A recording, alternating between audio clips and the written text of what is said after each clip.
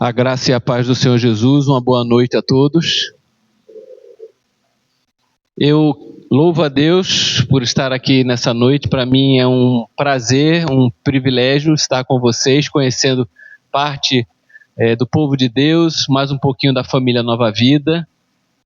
Para quem não me conhece, eu sou Alexandre, eu sou natural do Rio de Janeiro, mas estou no Recife já faz muito tempo, casado com Marília, que também veio comigo. Ela tem muito prazer em viajar também, em me acompanhar nas viagens. Hoje eu estou trazendo a palavra aqui, mas amanhã vou estar em Campina Grande, na nossa igreja lá, e levando também a palavra para os pastores lá naquele lugar. E terça-feira tem presbitério, e também outro compromisso que eu tenho. Eu trago o abraço de várias pessoas para vocês. O primeiro abraço que eu trago é da nossa igreja lá em Recife. Eu pastoreio uma igreja que está situada no bairro dos Aflitos, ali perto do estádio do Náutico, em Recife. Nós temos uma igreja no bairro de Boa Viagem também. E quando você for a Recife, vá lá nos visitar. Não tenha medo dos tubarões, eles não atravessam a rua, eles só ficam na praia mesmo. Até hoje nunca houve um tubarão para atravessar a rua. Claro que aqui é uma cidade muito mais tranquila, mas só pela igreja de Recife já vale a pena vocês irem lá, tá bom, gente? Visitar a gente, não nos deixe de fazer essa visita. Conhecer os irmãos lá também, né? Eu trago o abraço dos pastores do Nordeste. Eu sou responsável pela supervisão desse trabalho, por isso o título de bispo.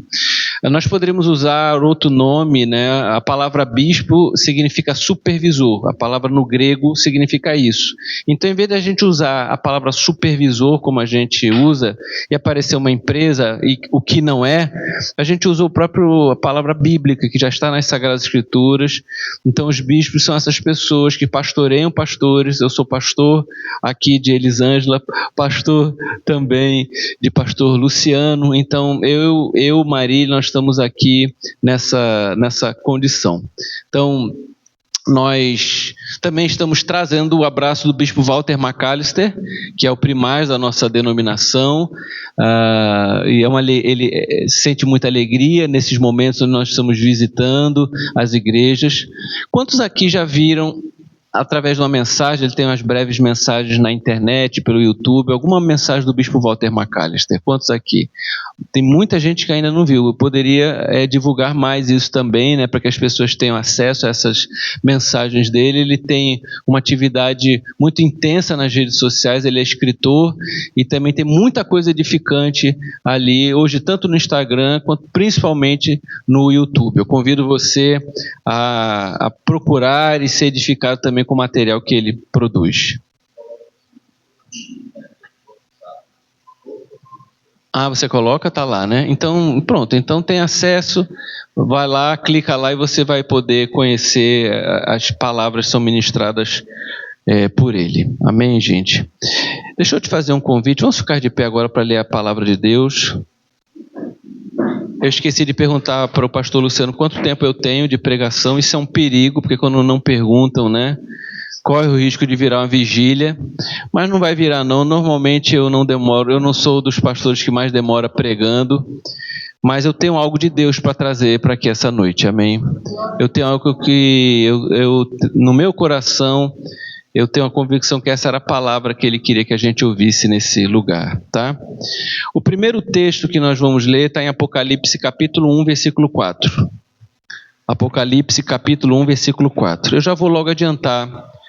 O tema da mensagem é as manifestações do Espírito Santo.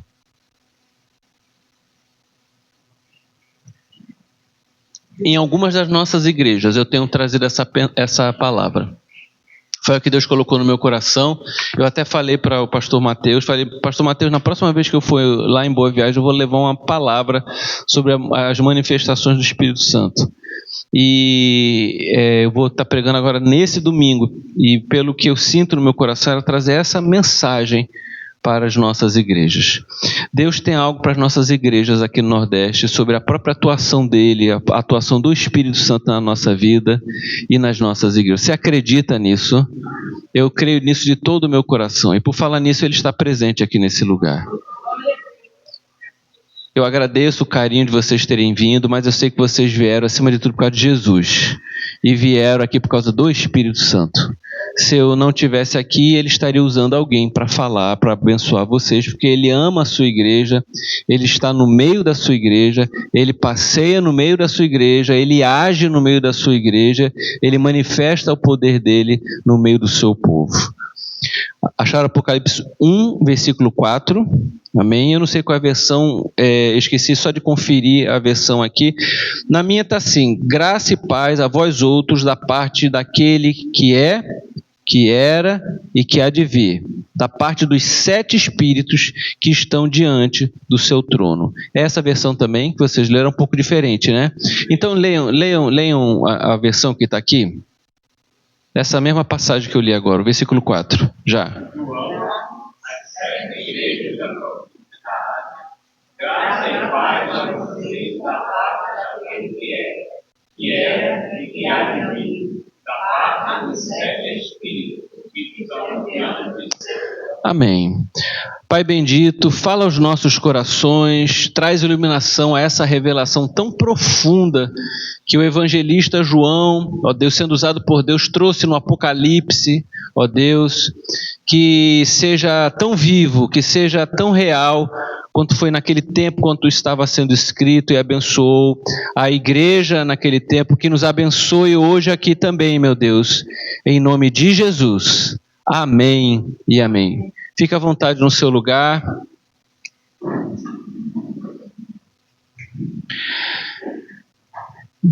Estamos sempre buscando algo, nós temos a sensação de sermos sempre incompletos, queremos coisas materiais, queremos reconhecimento, bons relacionamentos, beleza, saúde, conforto, sucesso, sermos conhecidos, ter notoriedade, sermos bem-sucedidos. Os seres humanos são assim, eles desejam assim, sempre lá no coração, lá no fundo, nós somos assim também. Por si só, enquanto não tiver nada pecaminoso nisso, não haveria problema nenhum nessas questões. Mas é porque nós fazemos parte de uma sociedade que praticamente só tem buscado essas coisas, não tem buscado mais nada de espiritual, mais nada de profundo. É uma sociedade que busca e que essas coisas acabem sendo e se tornando a identidade delas. Que essas coisas que estão sendo buscadas aí, como o sucesso, o recurso, a beleza física, o patrimônio, tudo isso seja a própria identidade das pessoas. Se as pessoas parecem que não tiverem isso, tem alguma coisa errada na identidade delas, está faltando isso. Essa coisa de buscar uma identidade nova, alguma coisa, isso tem sido muito forte. No meu tempo não era assim. Uma das coisas que tem me chamado muita atenção agora, eu tenho ouvido até de jovens, eles se reúnem numa roda, eu estava fazendo exercícios, e na rua via assim, jovens conversando um com o outro, falando assim: tu toma que remédio? Eu tomo tal. Aí, eu tomo 3 remédios, um é um ansiolítico, outro é um antidepressivo, e outro é um outro remédio para o meu TDAH. Aí eu tava do TDAH, eu não tomo não. Como é que é esse remédio? Me passa aí, como é que eu falo com o meu médico para passar? E aí na rodinha está cada um competindo para ver quem está tomando mais remédio já. E aí a maneira como ele fala, que eles conversam, esses adolescentes, é como se aquilo, se um não tomasse, estaria errado, estivesse faltando na vida dele, ele não faria parte daquela turma, ele não se enquadraria nos mesmos critérios que os outros, porque agora, o que no passado era uma identidade, você ser rico, uma identidade, você ser famoso, até isso agora tem. Qual é a sua identidade? Tomar muito remédio. Então, as pessoas estão completamente desorientadas do que é a identidade de cada um. É um vazio enorme, meus irmãos, no coração das pessoas. E as pessoas precisam preencher isso, e só vai fazer sentido, e só vai trazer algum tipo de sentimento e propósito e razão para viver se as pessoas preencherem o seu coração dessa maneira. Por isso que a mensagem do Espírito Santo para o cristão é tão importante e necessária, porque o Espírito Santo nos preenche. Amém ou não? Amém. O Espírito Santo é a resposta à busca de propósito que nós temos, porque ele habita dentro de nós. E aquele vazio que nós tínhamos, ele não existe mais, porque o Espírito Santo basta habitar dentro da gente. Uma igreja onde as pessoas ainda estão buscando as coisas do mundo, é uma igreja que perdeu a busca pelo Espírito Santo. O cristão que está buscando essas coisas que o mundo tem para dar, ele perdeu o desejo de ser preenchido pelo Espírito Santo. Porque quando a nossa casa espiritual está preenchida, a paz de Cristo toma conta do nosso coração. Há coisas que nós podemos acessar e alcançar, fazem parte inclusive da maneira como as pessoas elas se tornam bem-sucedidas na sociedade. Mas isso daí, gente, não é o fim de todas as coisas, não é o propósito maior de todas as coisas, e ninguém deveria se sentir aí inferiorizado, se sentir aí deprimido, porque ainda não alcançou essas coisas. Por isso eu acredito, meus irmãos, que a manifestação do Espírito Santo na nossa vida é uma mensagem que precisa ser retomada sempre. Será que nós estamos buscando aquilo que Deus preparou para nós? Aquilo que Deus deixou para que acessássemos? Acessando as coisas que Deus deixou, certamente nós viveremos já essa herança maravilhosa de preencher a nossa interioridade. Por que começamos com Apocalipse aqui, capítulo 1? Porque ele fala de manifestações e dá o nome de sete espíritos. A gente até olhando só para essa passagem nem entende muito bem. Por que é que aquelas pessoas entenderam muito bem essa passagem e às vezes nós temos dificuldade de entender? Porque elas eram versadas no Antigo Testamento e é uma passagem em Isaías que fala quais são essas 7 manifestações do Espírito. Então quando ele profetiza lá em Apocalipse, na verdade ele está fazendo uma referência ao texto de Isaías no Antigo Testamento. Então nós precisamos, para interpretar o Novo, recorrer ao Antigo Testamento. Então abra sua Bíblia lá em Isaías capítulo 11, versículo 1 ao versículo 3. Isaías 11, livro do profeta Isaías, capítulo 11, do versículo 1 ao versículo 3.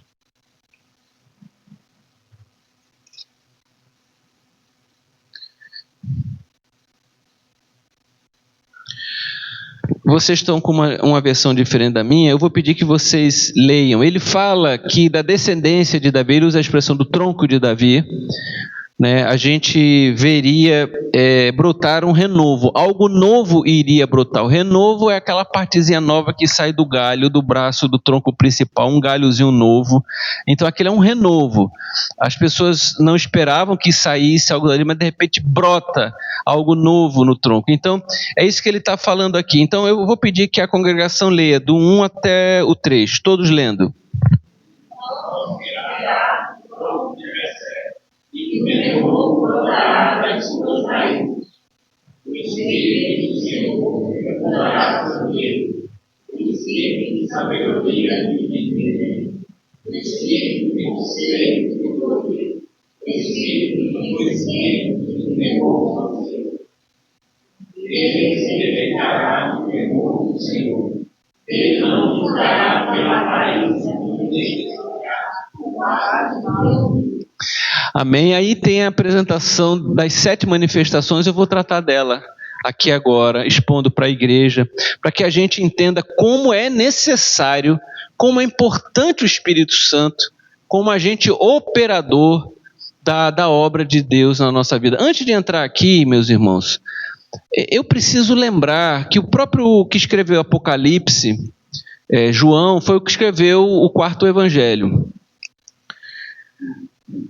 Ele faz questão de aprofundar o tema sobre a atuação do Espírito Santo. No capítulo 1, quando ele está se referindo a João Batista e aquela comitiva enviada pelos fariseus chega, né, o Sinédrio envia uma comitiva e tem sacerdotes e levitas no capítulo 1, chega até João Batista, pergunta, quem você é?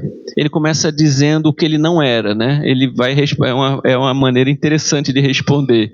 E no meio da sua resposta, ele fala, eu sou apenas a voz que clama no deserto, se referindo ao profeta Isaías, porque era um texto profético de Isaías. Então assim, eu não sou o Messias, mas eu vim preparar o caminho, eu sou aquele. E aí ele diz o seguinte, mas vai ir um que é muito maior do que eu. E ele não batizará só apenas com água, porque João Batista vai fazer um batismo de arrependimento com água. Na verdade, era uma tradição dos profetas e rabinos batizarem, não era só ele. E aí, vocês lembram que o cristianismo também vai acontecer, que Jesus também, eles passaram a ter essa tradição de batizar pessoas. E por isso que ele enfatiza, e nós batizamos pessoas, nós precisamos, faz parte do testemunho público batizar pessoas, mas ele deixa bem claro algo, que ele batizará, mas ele trará um outro batismo, que Cristo batizará com o Espírito Santo as pessoas. Não pense que ele está falando a mesma coisa. Porque, meus irmãos, pessoas podem ser batizadas e a obra do Espírito Santo não ter se iniciado, a experiência pentecostal não ter se iniciado na vida da pessoa. Tanto é que Jesus chega para Pedro em um momento e fala assim: Pedro, quando tu te converteres... Então não é apenas você dizer sim, levantar a mão, ser membro de uma igreja, botar uma gravata, fazer parte disso. O que faz a diferença na nossa vida, prestem atenção, é uma atuação do Espírito Santo na nossa vida. Porque eu já batizei muitas pessoas, alguns se desviaram, meus irmãos. Alguns nem permaneceram na fé, outros cresceram, mas veja o que ele está falando: virá aquele que batizará com o Espírito Santo as pessoas. Esse não sou eu que ministro, não é pastor Luciano que ministra esse batismo, é o próprio Deus na pessoa do Espírito Santo, por Cristo, que batiza as pessoas, meus irmãos. Esse batismo é inesquecível, esse batismo muda a vida de uma pessoa para sempre. Esse não é aquele que alguém veio para a igreja só bater uma palminha para uma coisa. Essa é a transformação que tira a pessoa do avesso, muda a vida da pessoa, meus irmãos. Uma alegria nova passa a existir dentro de uma pessoa. Esse é o batismo do Espírito Santo. Pastor Luciano pode batizar alguém, a pessoa até lembra: quem me batizou mesmo? Quem batizou foi pastor Luciano. Eu posso fazer um batismo, a pessoa fala: quem batizou? Foi o bispo Alexandre que batizou. Pode falar: naquele dia estava falando tal, quem me evangelizou falou. Pessoas esquecem também. Pessoas nem lembram o dia que foram batizadas nas águas. O batismo continua, é importante, continua. Agora, meu filho, aquele que foi batizado no Espírito Santo, não. Gente, pode ter certeza disso. E eu creio, e é uma denúncia pública da maneira como a fé tem sido tratada. Eu creio, meus irmãos, que ela é a experiência simultânea, a conversão da pessoa. Eu não creio que é uma segunda bênção. O que acontece, meus irmãos, que dentro da igreja há pessoas que estão apenas ainda sendo trazidas para algo da qual elas não foram transformadas por aquilo pela qual elas estão ouvindo ainda. Cada pessoa tem o seu tempo. Eu só espero que você corra, porque a gente não sabe se amanhã a gente vai estar vivo ou não, viu, gente? Mas dentro da igreja tem gente que vem e só é membro da igreja.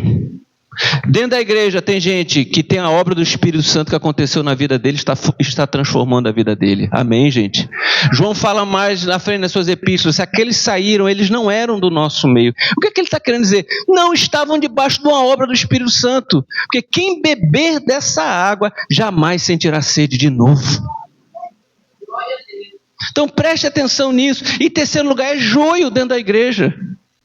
Tem gente que não se converteu, tem gente que se converteu e tem a obra do Espírito Santo agindo na vida dele, e tem ainda o joio que o maligno colocou dentro da igreja, e que a gente nem sequer, o pastor tem autoridade, muito nem consegue às vezes perceber e discernir. A Bíblia fala que só os anjos no futuro farão essa separação. Então, veja, por que a mensagem do Espírito é importante, gente? Porque é ela que traz a verdadeira transformação na vida da igreja.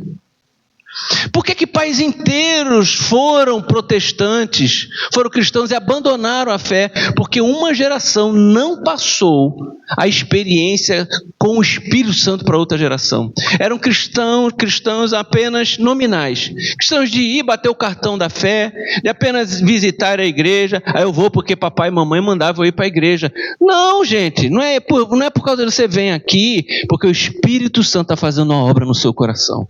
E se isso ainda não aconteceu, você está apenas na força de que alguém te convidou, ou porque a sua dor na consciência leva você a ter uma iniciativa espiritual, porque afinal de contas eu tenho que ter uma religião, eu gosto dessa religião. Não é isso que nós estamos falando. Nós estamos falando de um poder e da pessoa do Espírito Santo que entra na vida de alguém e transforma essa vida para todos sempre.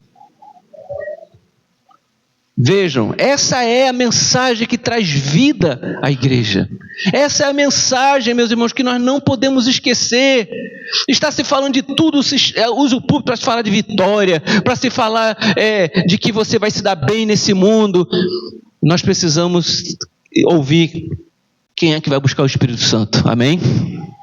Amém ou não? Amém. Cadê a vida devocional do povo de Jesus? Cadê aqueles que amam o Espírito Santo? Sem perder tempo, as 7 manifestações aqui. Volte para o texto de Isaías, capítulo 11, versículo 1. Primeira manifestação, ele usa o termo o próprio Espírito do Senhor. Essa é a presença e o governo de Deus. Quem governa a sua vida? É o Espírito Santo. Nós estamos fazendo um checklist para ver a obra do Espírito Santo na nossa vida agora. Nós estamos vendo uma lista de confirmação. Você vai ticar essa lista, você vai fazer um check nessa lista, você vai marcar. Ele governa, é a presença, é o governo de Deus na sua vida. É Ele que unge, é Ele que guia, é Ele que liberta. Lá em 2 Coríntios capítulo 3, 17, não precisa abrir, não daria tempo da gente ler todas as referências que eu trouxe, mas diz assim, ora, o Senhor é Espírito, e onde está o Espírito do Senhor, ali há liberdade. Fala assim, aonde está o Espírito de Deus? Diga isso, aonde está o Espírito de Deus? Ali é liberdade. A gente pensa que é a liberdade num culto, é também, mas sabe o que ele está falando? É a liberdade dentro de você. Porque sem Cristo nós estamos presos à carne, presos ao mundo e presos ao maligno. Não há liberdade. Existe uma autoridade maligna e satânica na nossa vida. Só deixa de acontecer isso quando a atuação do Espírito Santo entra na nossa vida e Ele nos liberta.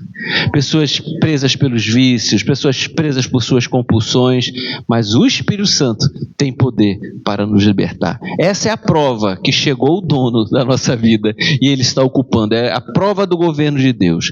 Segunda manifestação do Espírito, ele diz aí no texto de Isaías, que é o espírito de sabedoria. Não é o que está ali. Pode até deixar esse texto aí que vocês vão acompanhando enquanto eu falo. O espírito de sabedoria, aquele que aplica o conhecimento divino às suas decisões práticas. Tiago diz lá no capítulo 1, versículo 5, se porém algum de vocês necessita de sabedoria, peça a Deus, que a todos dá liberalmente. Quem precisa de sabedoria aqui? Ele dá, Ele nos orienta. Colossenses 1,9 diz assim, não cessamos de orar por vós, para que transbordeis do pleno conhecimento da sua vontade, em toda sabedoria e entendimento. Eu e você, nós precisamos dessa sabedoria. O que seria do cristão sem um tipo de sabedoria que vem do alto, vem do Pai?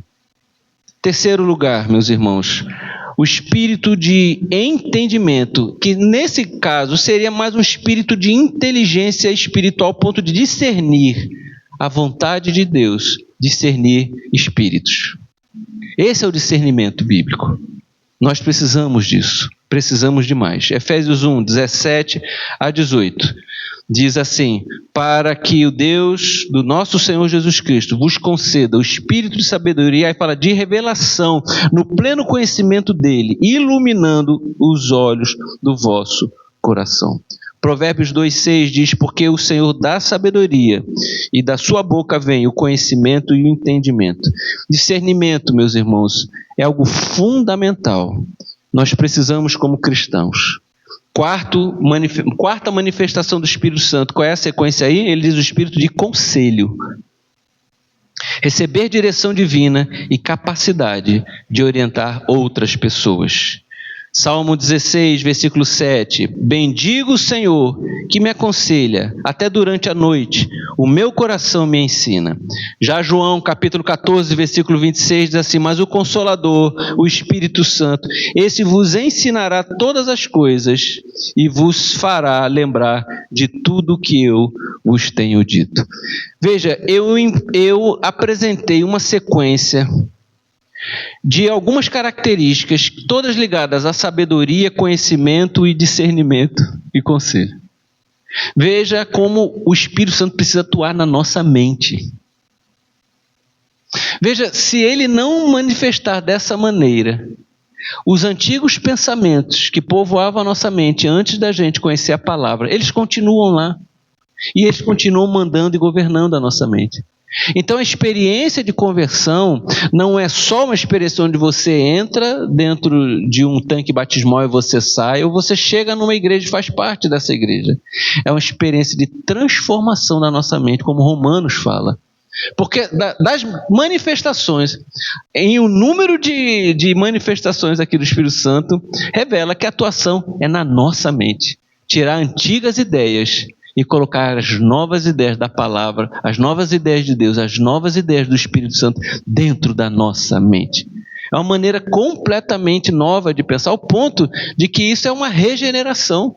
Não somos mais as mesmas pessoas. Mudou, tá lá o nome, tá lá o teu CPF, continua o mesmo, sabe? Mas você já não pensa mais da mesma maneira. Essa maneira de você ser uma nova natureza, ela implica na mudança da forma que a gente pensa.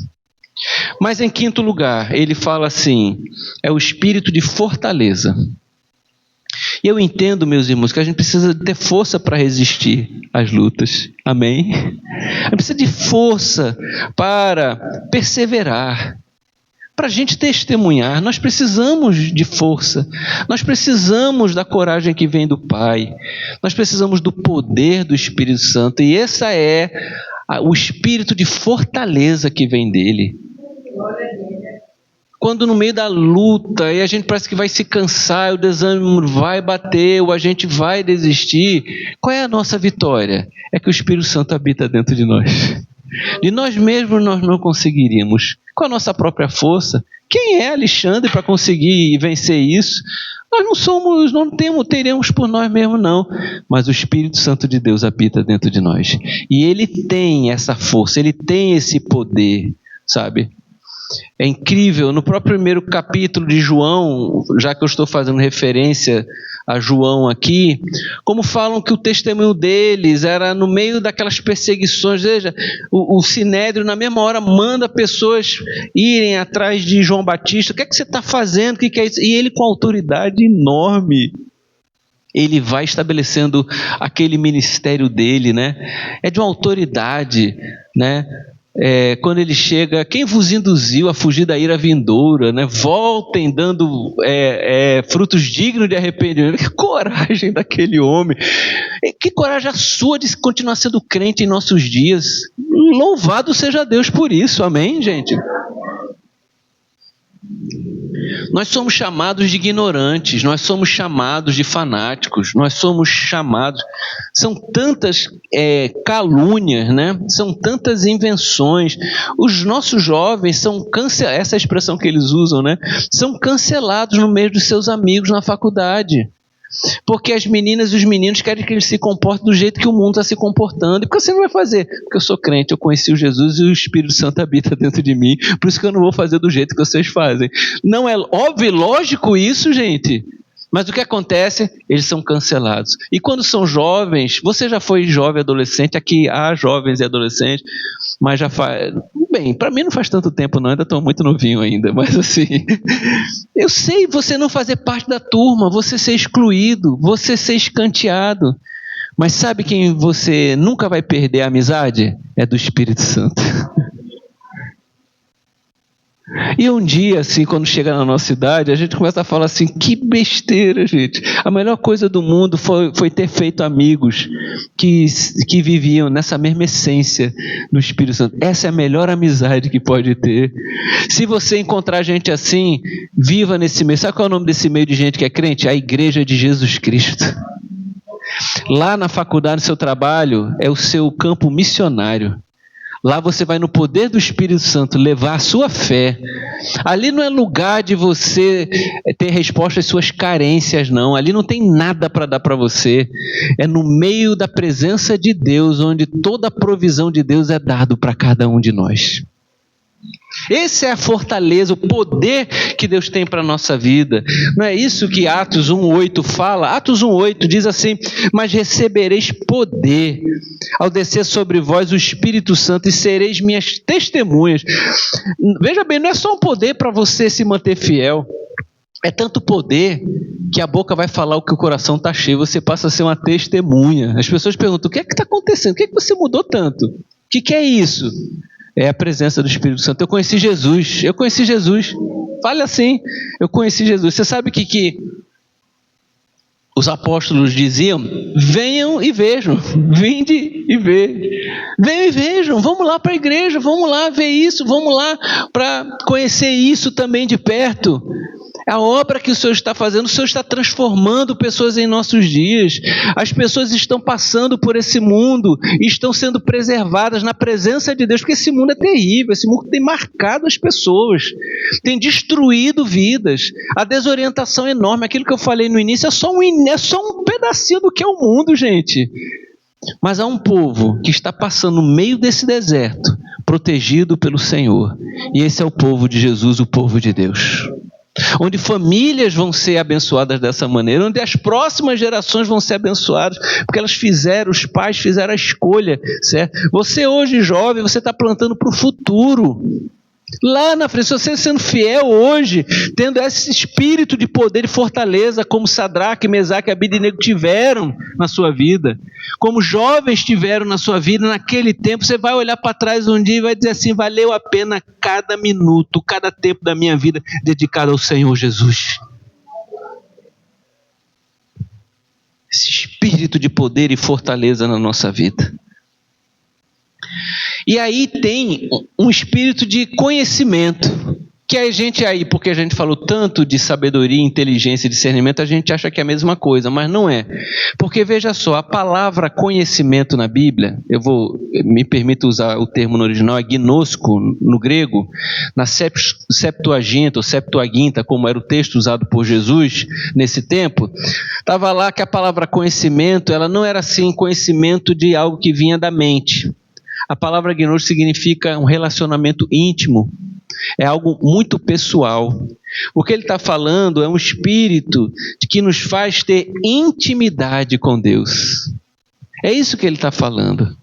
Tanto é que você deve ter lido já nas versões antigas, eu não sei se hoje preservaram essa, mas quando falava assim, e Abraão, quando queria dizer que coabitou, teve relação sexual com Sara, falou assim: e Abraão conheceu Sara, era o texto usado, porque a palavra é gnosco, a palavra que está lá. Então, essa palavra de um relacionamento profundo é a palavra que está sendo citada aqui em Isaías, dizendo assim: nosso relacionamento com Deus não é um relacionamento só de você ler um parágrafo, de você ter uma informação, é um relacionamento íntimo e pessoal com Ele, profundo com Ele. Amém, gente? Veja que profundidade é essa, é a intimidade com Deus. Quantas vezes você já não ouviu falar isso, né? Busque essa intimidade com você, conheçam Ele. É a experiência pessoal com Ele, como nós falamos. Isso é possível. Me traz, assim, de certa maneira, uma tristeza, porque até na igreja as pessoas querem conhecer as celebridades, os influencers. Eu pergunto: quem é que quer conhecer o Senhor Jesus como um amigo pessoal? Porque Ele se oferece dessa maneira para cada um de nós. É assim que Ele é, esse amigo íntimo de cada um de nós. A gente precisa ter essa profundidade de uma fé onde a gente experimente, gente, onde não fique só também na mente. Onde a gente conheça, a gente estude, e é muito importante estudar, mas que a gente não trate isso apenas na área do conhecimento, como eu citei algumas coisas aqui, começa por isso, mas veja só, ela precisa ser uma experiência relacional com Ele. Como Jesus chamava o Pai? Qual era o termo no aramaico que ele usava? Era tão bonitinho, era um termo, como é que é? Abba, que significa o quê? Paizinho ou painho, como a gente gosta de chamar aqui. Você vê Deus dessa maneira ou você se relaciona com Deus dessa maneira? Ou você só conheceu de ouvir falar? Vou dar um exemplo aqui, que eu acho um exemplo importante, interessante. O que acontece? O homem sente calor e frio há milênios, ok? A gente fala, tá quente, tô suando, me cobre, me traz um cobertor quando tá frio. Eita, vou tirar meu terno aqui que tá muito calor, tirar meu paletó. É assim que a gente reage, não é? A gente pode falar assim, quando tá muito frio e daqui a pouco o calor chega, a gente gosta daquele calor, a gente entra dentro de casa, né? Quem vai para um lugar muito frio e de repente entra num lugar que tem uma lareira, ai, que coisa boa esse calor, a gente gosta, né? Como também quando bate aquele calor aqui, não é não, gente? Aí você entra no ar-condicionado, que coisa boa. Eu entrei aqui, estava ligado no ar-condicionado, foi tão bom, porque aí fora estava tão quente. Na hora que eu entrei aqui, falei, ai, que coisa gostosa esse ar-condicionado. Falei assim que entrei, falei isso. Essas sensações sempre existiram, você se relaciona. O que a ciência fez? Ela criou uma escala que diz pra gente qual é a temperatura. Então, 15 graus, 38 graus, 40 graus. Nós começamos a falar dessa maneira. Qual é a temperatura? 32 graus. Aí vai, tá quente. Qual é a temperatura? 7 graus. Menino, tá muito frio. Aí eu vou dar um exemplo. Se a gente fosse de outro país e lá usasse outras escalas que são diferentes daqui, como por exemplo Fahrenheit e Kelvin, eu nem sei explicar qual é a gradação. Porque é outro número. Você olha assim, tá lá 108, porque lá é diferente a maneira. Veja, é o mesmo calor aqui, o mesmo calor lá. Mas a gente usa os termos dados pela ciência para a gente. E a gente acha que a gente está falando a mesma coisa. Nós não estamos falando a mesma coisa, não. Porque é capaz de você só dizer assim, está 30 graus. Isso parece que não faz tanto sentido, como se você dissesse, gente, que calor, eu vou querer água, eu vou ligar um ar-condicionado, eu vou fazer... Você se relaciona muito mais profundo quando você sente do que só quando você fala. Então preste atenção no que eu quero dizer. Foi necessário para a nossa compreensão que a teologia fosse criada, que a Bíblia chegasse nas nossas mãos, para que a gente pudesse entender algo que precisa, depois de ser entendido, experimentado. Amém ou não? Então, através da Bíblia, a gente pode até falar assim, é 38 graus. Chegar ao conhecimento, chegar à informação, mas só quando você sentir aquele calor, que realmente você vai poder dizer, eu estou sentindo a mesma coisa do que estão falando. É isso que você precisa na sua vida. Ele fala de novo nascimento, ele fala de rios de águas vivas, ele fala que você é transformado, ele fala que o pecado não terá mais poder sobre a sua vida, ele agora fala que há uma alegria do Espírito Santo sendo renovada na nossa vida. É muito diferente apenas você pronunciar isso do que você viver isso na sua vida. E sabe qual é a distância disso? Simplesmente uma. Repetem comigo, estou bebendo muita água, né? Repetem comigo. Buscar-me-eis e me achareis quando me buscardes de todo o vosso coração. Você pode repetir isso? Buscar-me-eis e me achareis quando me buscardes de todo o coração. Amém, meus irmãos. Aí Cristo passa a ter uma experiência pessoal com a gente. E por fim, meus irmãos, o espírito de temor do Senhor, que é o último que está sendo citado em Isaías. O espírito do temor. Veja bem, depois de tudo isso, e até diante de um mundo... Muito obrigado, viu, meu irmão, aí pela água, viu, querido? Obrigadão mesmo. Depois de tudo isso, a gente precisa entender esse segredo que o Espírito Santo traz ao nosso coração, que é o que faz a diferença na fé cristã. Ele derrama dentro da gente uma reverência, uma humildade, uma submissão a Deus. Essa é uma obra do Espírito Santo. Até então a gente vive numa rebeldia contra Deus. É uma eterna adolescência. A gente acha que sabe mais do que Deus. A gente quer viver a nossa vida do nosso jeito. A gente acha que parece que Deus não tem o melhor para a gente. Aí bate dentro de nós, ele derrama esse temor a Deus. Eu ensinei a minha igreja, aprendi isso com outro pastor. E lá quando eu falo isso, as pessoas já respondem na hora. O que é temor a Deus?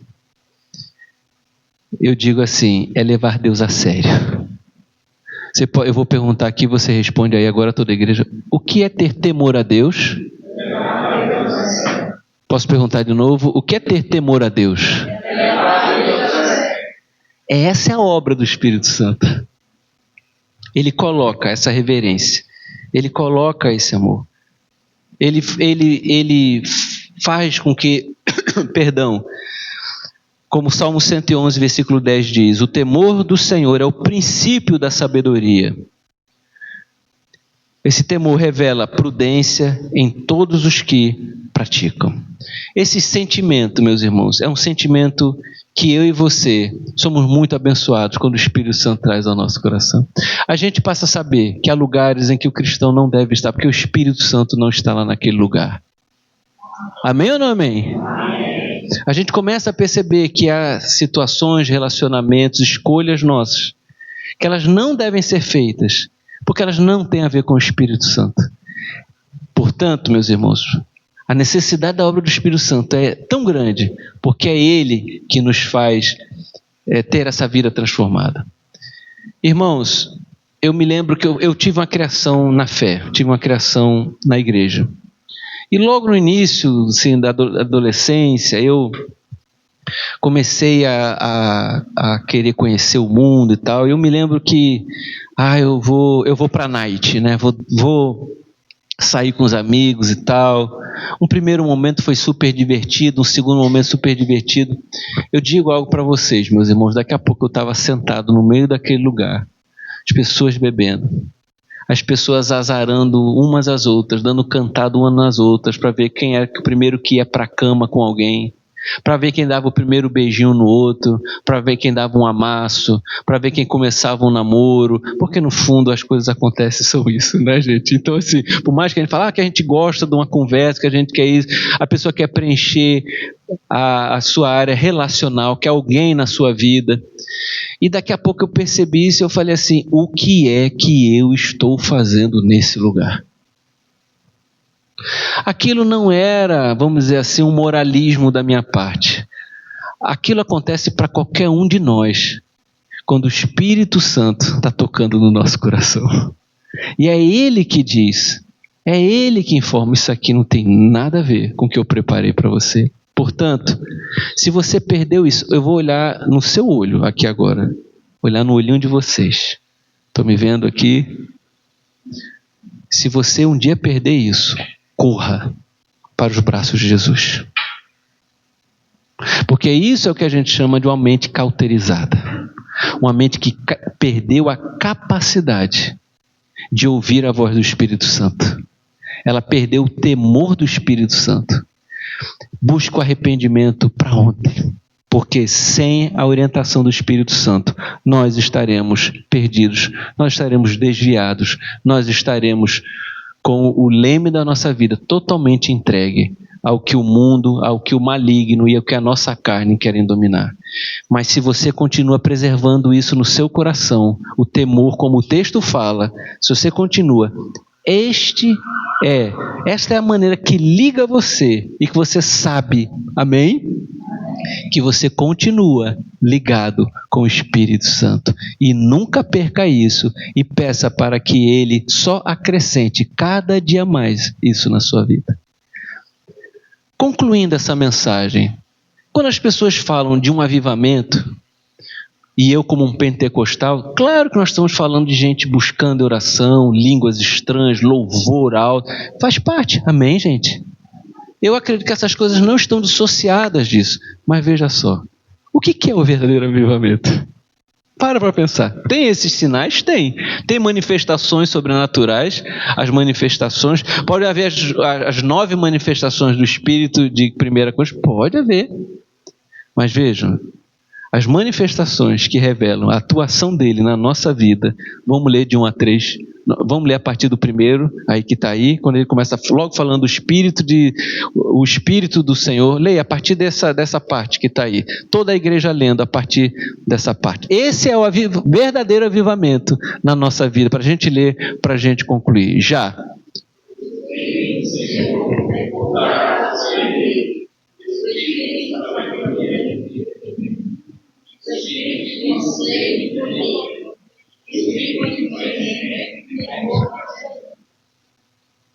Amém, gente. Que assim seja na nossa vida. Esse é o verdadeiro avivamento, meus irmãos, que a gente precisa, porque esse é o próprio Espírito de Cristo. Isaías está falando do Espírito de Cristo, Apocalipse está falando do Espírito de Cristo, e é esse que é o Espírito Santo que habita na nossa vida. Você pode fazer uma oração aí agora no seu lugar. Você pode fechar os seus olhos e se apresentar. Nada de material compra isso, gente. Essa é uma bênção que foi dada. É um presente de Deus. Ninguém precisa ser melhor do que o outro para receber isso. Basta a gente querer e desejar, basta a gente pedir, como a palavra diz. Se um pai que é mau sabe dar coisas para os seus filhos, imagina você pedindo isso a Deus, a alegria, o prazer que Deus não terá em dar para você o seu Espírito Santo. Deixa Ele inundar o seu coração, você vai ver onde Ele entra. Os desejos que não têm a ver com Ele são vencidos. Você vai agora encontrar uma nova resistência na sua vida, uma capacidade de você se sentir pleno e satisfeito em Cristo Jesus. Que Ele seja teu melhor amigo, que Ele seja teu Pai, que Ele seja teu Senhor, que Ele seja a tua maior companhia, que Ele seja o teu maior prazer, que Ele seja aquele passado, presente e futuro, que Ele seja tudo na sua vida, em nome do Senhor Jesus. Que assim seja nessa igreja, em nome de Jesus. Amém e amém. Deus abençoe a vida de vocês. Estou muito feliz de estar aqui com vocês. Espero que me chamem outras vezes para estar com vocês. E quando forem a Recife, façam uma visita a cada um de nós. Deus abençoe a vida de vocês. Para que eu entrego aqui o microfone.